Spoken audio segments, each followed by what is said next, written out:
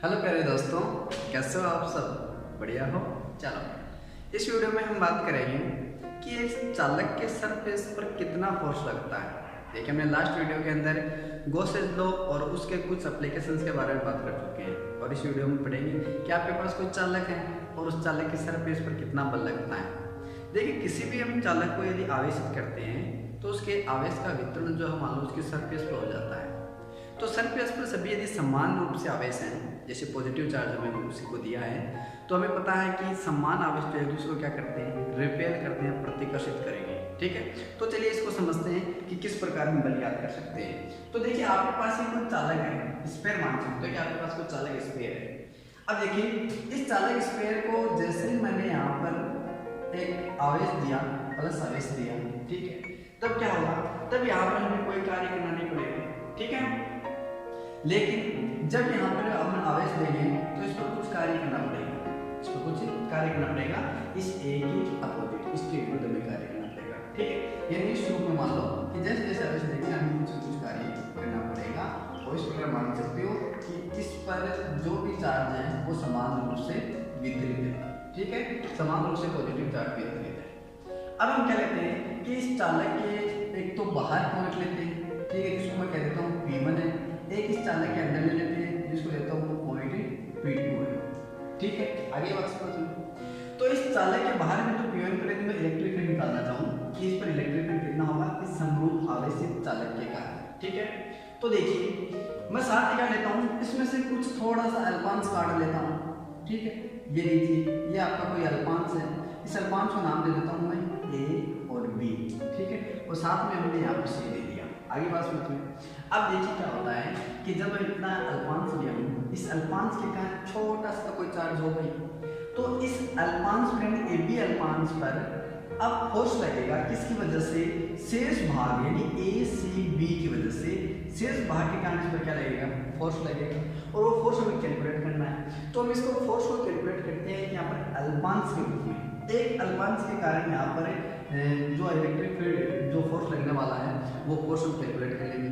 फिर हम क्या कर देंगे कि इंटीग्रल कर देंगे, यानी हम कह सकते हैं कि किसी भी चार्ज के ऊपर लगने वाला बल जो है वो प्रत्येक आवेश या प्रत्येक अल्पांश पर लगने वाले बलों के सदिश योग होता है। ठीक है, यानी जितने भी यहाँ पर आवेश, प्रत्येक आवेश पर बल लग रहा है, किस आवेश पर बल लग रहा है, इस पर लग रहा है, इस पर लग रहा है, तो जितना भी बल लग रहा है प्रत्येक आवेश पर, उनका क्या कर देंगे, हम सदिश योग कर देंगे। तो लगने वाला टोटल हमारे पास क्या आ जाएगा, बल आ जाएगा कि उसकी सरफेस पर कितना बल लगता है। ठीक है, तो हमने यहाँ पर एक पॉइंट लिया है P1, एक पॉइंट लिया है P2। ठीक है, मान लेते हैं इस पॉइंट P1 पर अल्पांश AB की वजह से कोई इलेक्ट्रिक फील्ड है और उस इलेक्ट्रिक फील्ड को मान लेता हूँ कि वो इलेक्ट्रिक फील्ड जो है वो E1 है। कितना माना मैंने, E1 माना है, किसकी वजह से, अल्पांश AB की वजह से। ठीक है, इधर क्यों माना है, क्योंकि पॉजिटिव चार्ज है और पॉजिटिव चार्ज के लिए यहाँ पर डायरेक्शन क्या होती है, उसके आउटवर्ड होती है। ठीक है, त्रिज्य रूप में, तो ये इस प्रकार हो गया इसकी डायरेक्शन। अब मैं बात करूँ शेष भाग ACB की वजह से यहाँ पर इलेक्ट्रिक फील्ड प्रोड्यूस होगा P1 पर, उसकी डायरेक्शन भी यही होगी क्या, P2। ठीक है, यानी मैंने माना है यहाँ पर कि अल्पांश AB की वजह से इलेक्ट्रिक फील्ड E1 प्रोड्यूस हो रहा है और ACB की वजह से E2 इलेक्ट्रिक फील्ड प्रोड्यूस हो रहा है। ठीक है, तो यहाँ पर जैसे परिणामी विद्युत क्षेत्र निकालना चाहे तो आप क्या देखेंगे कि दोनों जो है वो सेम डायरेक्शन में, और सेम डायरेक्शन होने के कारण दोनों जुड़ जाएंगे। चलो, अब इस किसी भी चालक के अंदर इलेक्ट्रिक फील्ड क्या होता है, आवेश जो उसका वितरण पृष्ठ के रूप में हुआ है, तो अंदर कोई आवेश नहीं होगा, इसका मतलब अंदर कोई भी इलेक्ट्रिक फील्ड नहीं होगा, यानी यहाँ पर E क्या होगा, 0 होगा। ठीक है, अब इस इलेक्ट्रिक फील्ड ये कह सकता हूँ क्या मैं कि इस पॉइंट P2 पर इलेक्ट्रिक फील्ड निकालूं तो मैं कह सकता हूँ कि यहाँ पर जो डायरेक्शन होगी वो तो मान लेते हैं E2 की होगी और यहाँ पर इस तरफ E2 की होगी, यानी दोनों क्या है, E1 की होगी। तो इस पॉइंट P पर विपरीत डायरेक्शन में इलेक्ट्रिक फील्ड होने के कारण भी इस चालक के अंदर इलेक्ट्रिक फील्ड क्या हो जाता है, 0 हो जाता है। ठीक है, चलो तो आगे देखिए अभी, तो इस चालक के बाहर बिंदु P1 पर इलेक्ट्रिक फील्ड कितना होगा, इस चालक की वजह से P1 पर कितना होगा, तो सिंपली हम इसको लिख सकते हैं कि E P1 इक्वल टू क्या होता है, सिग्मा अपॉन एप्सिलॉन नॉट, क्योंकि हमने पीछे पढ़ चुके हैं कि किसी भी चालक से r दूरी पर, मान लो r डिस्टेंस पर जो इलेक्ट्रिक फील्ड होता है किसी पॉइंट पर वो कितना होता है, sigma upon 2 epsilon not. Clear इतना?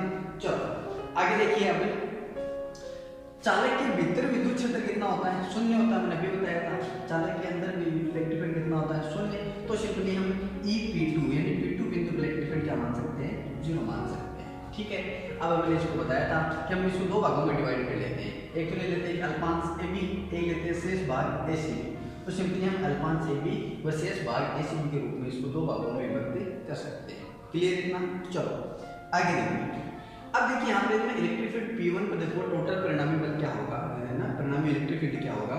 तो सिंपली मैं लिख सकता हूँ क्या, electric field P1 = E1 + E2। ठीक है, क्यों ऐड क्यों हो जाते हैं, क्योंकि वो समान डायरेक्शन में, समान दिशा में, इसलिए दोनों क्या हो गए, पॉइंट P1 पर ऐड हो गए। चलो आगे देखो यहाँ पर यदि इलेक्ट्रिक फील्ड P2 की बात करूँ तो वहाँ पर तो वैसे भी 0 है, तो यानी फिर ये क्या दोनों विपरीत डायरेक्शन में, जिसको हम सिंपली लिख सकता हूँ EP2 = E1 - E2। ठीक है, क्या लिख सकता हूँ मैं, E1 - E2। आगे मैंने लिख भी रखा है विपरीत डायरेक्शन में दोनों, इसलिए यहाँ पे क्या हो जाएगा, 0 होगा। तो क्या मैं लिख सकता हूँ क्या, E1 - E2 = 0, इलेक्ट्रिक फील्ड क्या होगा, 0 होगा। ठीक है, या फिर क्या लिख सकता हूँ मैं, E1 = E2 लिख सकता हूँ, माइनस का कर जाएगा। क्लियर इतना? चलो यहाँ देखिए, हमें इसके अंदर क्या ज्ञात करना है, हमें ज्ञात करना है कि इस अल्पांश पर, इसी अल्पांश AB पर ACB के कारण कितना इलेक्ट्रिक फोर्स लग रहा है, वो हमें फोर्स निकालना है केवल एक अल्पांश के लिए। जैसे ही इंटीग्रल करेंगे तो सारे अल्पांश के कारण लगने वाला बल पूरा हमारे पास आ जाएगा और वही हमें ज्ञात करना है। चलो तो अब AB पर यदि हम फोर्स निकालें, ठीक है, तो यहाँ से देखिए मैं E2 + E2 लिख सकता हूँ क्या, देखिए यहाँ से E1 + E2 लिखा था मैंने, और सिंपली मैंने यहाँ पे क्या कहा है कि E1 और E2 क्या है, बराबर है। हमें क्या चाहिए, हमें चाहिए कि इस ACB की वजह से AB पर कितना लग रहा है फोर्स, ACB की वजह से AB पर फोर्स कितना लग रहा है। तो हमें इलेक्ट्रिक फील्ड कितना चाहिए, किसकी वजह से लग रहा है, ACB की वजह से। और ACB से मैंने बताया था इलेक्ट्रिक फील्ड कौन सा प्रोड्यूस हो रहा है, E2 हो रहा है। तो हमें E2 की वैल्यू चाहिए, तो हम क्या लिख सकते हैं इसको, E1 + E2 क्या लिख सकते हैं, E1 की जगह E2 पुट करते हैं, तो E1 है E2 + E2 = क्या लिख सकते हैं, σ/ε0 लिख सकते हैं। आगे बात सुनो, चलो ये क्या हो जाएगा, 2E2 2 भाग में, तो आपके पास E2 जो इलेक्ट्रिक फील्ड आ जाएगा वो कितना आ जाएगा, σ/2ε0। भाई हमारे पास कोई अल्पांश है, इस अल्पांश में ACB की वजह से हम फोर्स निकालना चाह रहे हैं। पहले ये तो देखिए हम कि इलेक्ट्रिक फील्ड कितना है, इलेक्ट्रिक फील्ड इंटेंसिटी कितनी है, वो देखेंगे तभी तो हमें पता चलेगा कि फोर्स कितना लग रहा है उस पर। चलो तो ये क्या आ गया आपके पास से, इस ACB भाग से क्या आ गया, इलेक्ट्रिक फील्ड आ गया। ठीक है, चलो अब अल्पांश AB पर बल कितना लगेगा, तो बल सिंपली हम देखिए छोटा सा अल्पांश, छोटा सा बल लगेगा इस पर, जैसे सिंपली हम लिख सकते हैं DF = E2 dQ, छोटे से आवेश के कारण dQ का आवेश लेगा। इलेक्ट्रिक फील्ड कितना है, किसके कारण लग रहा है, E2 के कारण। तो ये लगने वाला क्या आ गया, बल आ गया अल्पांश AB पर। E2 वैल्यू हमारे पास है, पुट कर दीजिए, σ/2ε0 पे आप पुट करोगे तो क्या आ जाएगा आपके पास है σ²। ठीक है, E2 क्या आ जाएगा, σ², तो आएगा तो σ/2ε0, लेकिन DQ = क्या लिख सकते हैं हम, DQ = लिख सकते हैं σ/ds। अरे याद है क्या आपको, हमने चार्ज का डिस्ट्रीब्यूशन पढ़ा था, वहाँ पर चार्ज का डिस्ट्रीब्यूशन में सिग्मा, यानी सिग्मा क्या होता है आपके पास, सरफेस चार्ज डेंसिटी, जिसको सिंपली हम DQ लिख सकते हैं, DQ = सिग्मा = लिख सकते हैं DQ/ds, तो DQ = क्या हो जाएगा, σ/ds।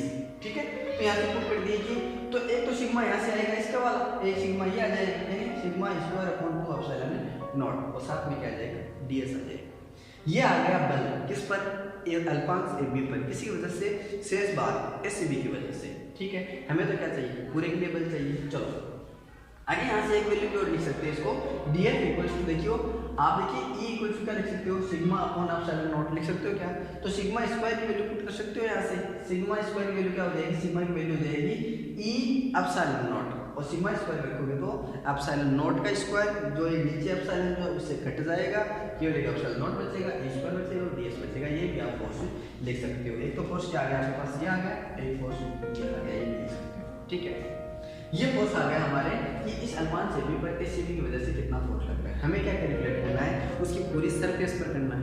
आ रहा है क्या समझ में, पूरी सरफेस पर करना है। पूरी सरफेस के लिए आप क्या कर लेते हो, संपूर्ण पृष्ठ लगने वाला बल क्या कर देते हो, आप इंटीग्रल कर दोगे, तो यहाँ से दिया इंटीग्रल करोगे तो इंटीग्रल के अंदर आ जाएगा σ²/2ε0 और ds।